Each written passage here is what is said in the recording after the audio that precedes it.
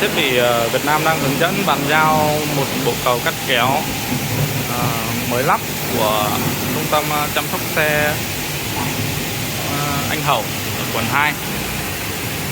Đây thì đang bàn giao thiết bị, bên chúng tôi đã lắp đặt và bàn giao, hướng dẫn bàn giao. Thì đây là bộ cầu cắt kéo, nó sử dụng điện 220. Hôm nay là ngày 24 tháng 8 năm 2024.